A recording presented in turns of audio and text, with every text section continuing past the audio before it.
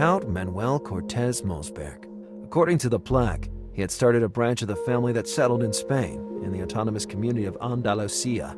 But his line of succession had become extinct by the end of the 16th century for reasons not clearly specified.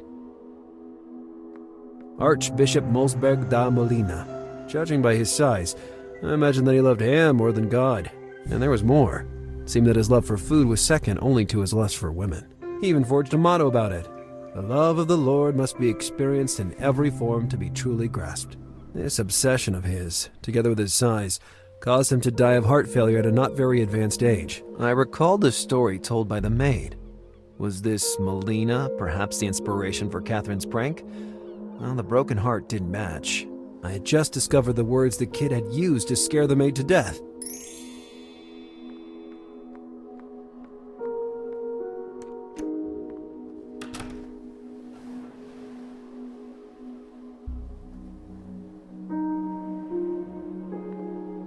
I thought I could tie some clothes to the radiator, creating a handmade rope that might lower me from the window, and the tycoon's room was directly underneath. A risky plan indeed. On the other side, I had walked across a wooden board suspended in midair the previous day, and I like to be consistent.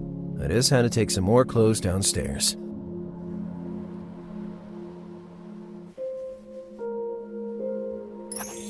With what I had with me, I was sure I could scare Lupe to death. I held my breath.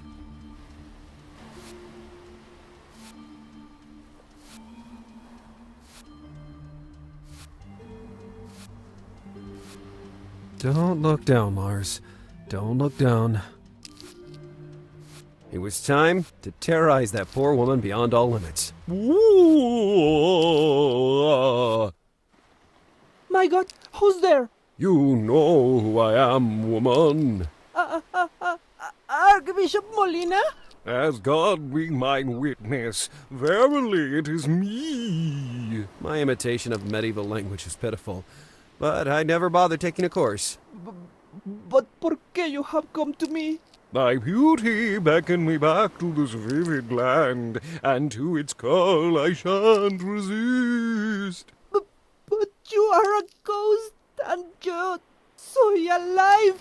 Ooh, we can easily remedy that, can't we? She was totally spooked.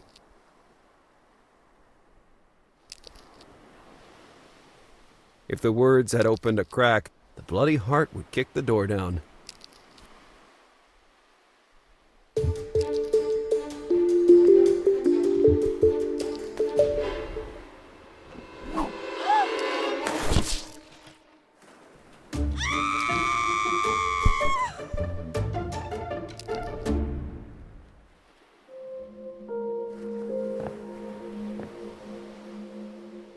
The woman took off like a race car at the green light. Well, at that point, I had to find something. I had to find it fast before she could call for help.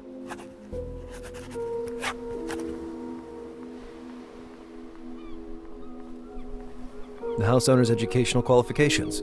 Too specialized to be fond of him. They were mainly books on shipyard management, the economy, the oil market. Their titles alone made me yawn.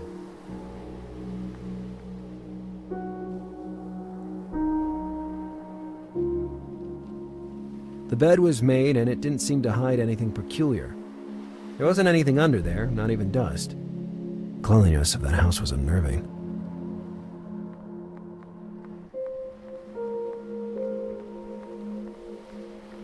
Eric Molsberg wanted to keep me out of his room at all costs, so it had to be hiding something. I sensed immediately, thanks to that irrational sixth sense that always assisted me at crime scenes, that something was hidden in that desk.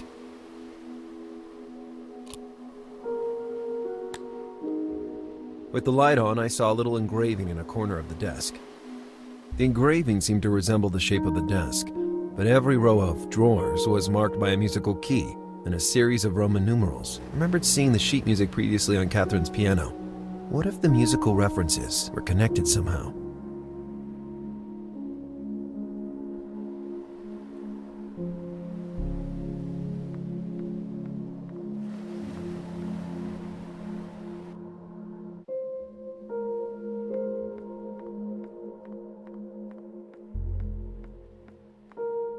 The engraving I found on Molsberg's desk contained a musical reference that seemed to match those on the sheet music. I realized that the two clues were connected.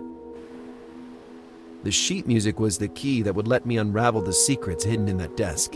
I remembered Molsberg's words when he confessed to me that he knew nothing about music. Thankfully, because I was a disaster too. The sheet music, therefore, had to conceal a code not strictly connected to music. The musical notes must have to be interpreted another way.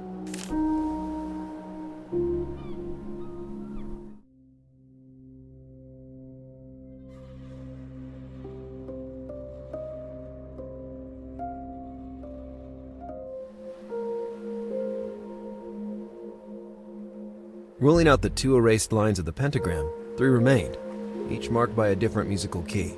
Were the notes on the sheet music a reference to the drawers of the desk? I also noticed something written on top, Allegro aperto. In music, that means something like cheerful open. The engraving seemed to resemble the shape of the desk, but every row of drawers was marked by a musical key and a series of Roman numerals.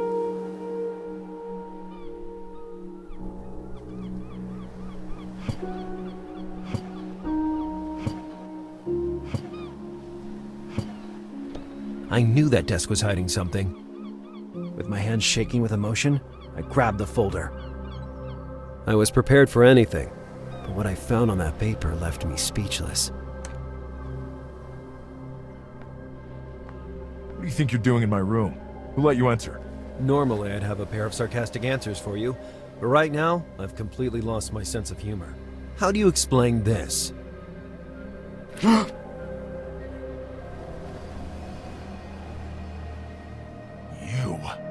This is an abuse of power! You snuck in here and rummaged through my private documents without a warrant. You keep on dodging the questions that really matter, Mr. I have a broken heart. Please bring my daughter back. Your daughter was pregnant, and you knew that. And on top of that, you concealed the documents that proved it. I don't know if it's clear enough, but this makes you the prime suspect on my list. Who's the father? The guy in the picture I showed you? Answer me, goddammit! Enough! Leave this residence immediately and never come back. And I assure you, you'll be hearing from me very soon. I could say the same thing. So young Catherine was pregnant at the time of the kidnapping. Was it possible that was the motive? And what was her father's role in the whole story? Had he hidden the medical records to preserve his daughter's dignity, or to hide a motive that would have been a red flag for the authorities? Night had fallen by then. Initially, I thought of going straight to bed and falling asleep. Then, I was suddenly struck by a brilliant idea.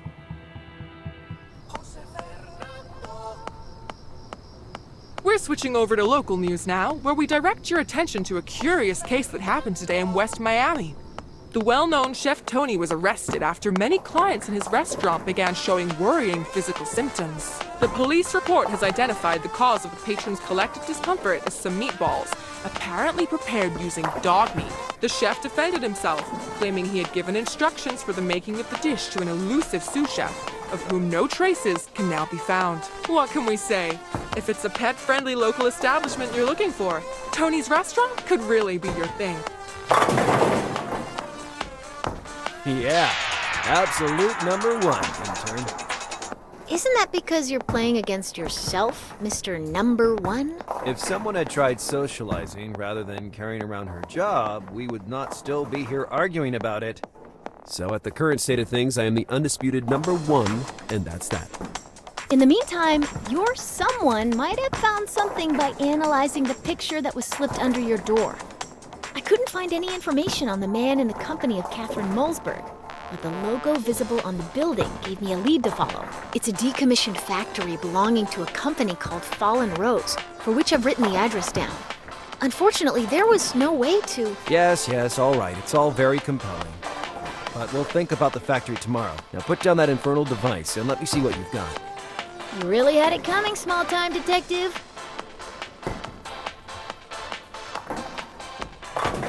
What do you think about that?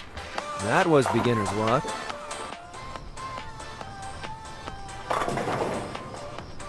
And this? That was clearly a foul.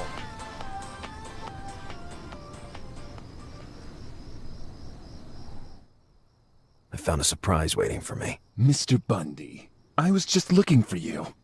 Am I late with the rent? The rent is the least of your problems right now. There are people, Mr. Bundy, who find your investigation really bothersome. I'm listening. Cooperate, and maybe there will be no unpleasant consequences. Many influential forces are at work in this story, Mr. Bundy.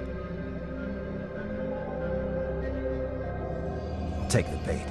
What do these forces at work want from me? That you don't try to push beyond your capabilities. That you accept your place as an insignificant exile and spend the rest of your life in the shadows. You have a choice to make, Bundy. Choose wisely.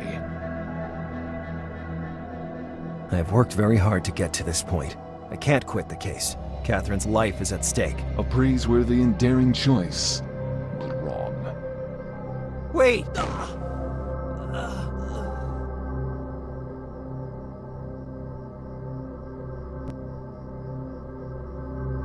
I'm listening. Cooperate. Many I'll take the bait.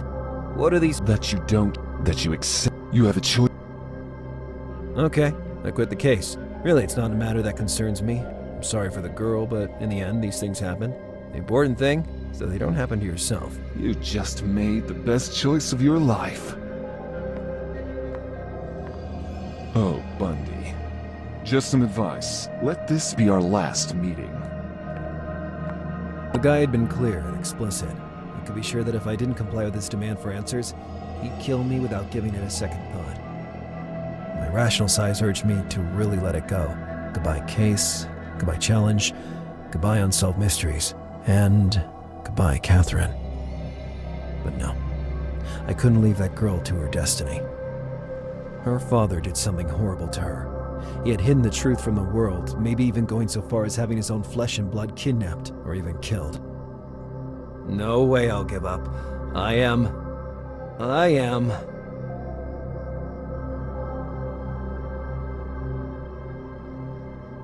up against the wall.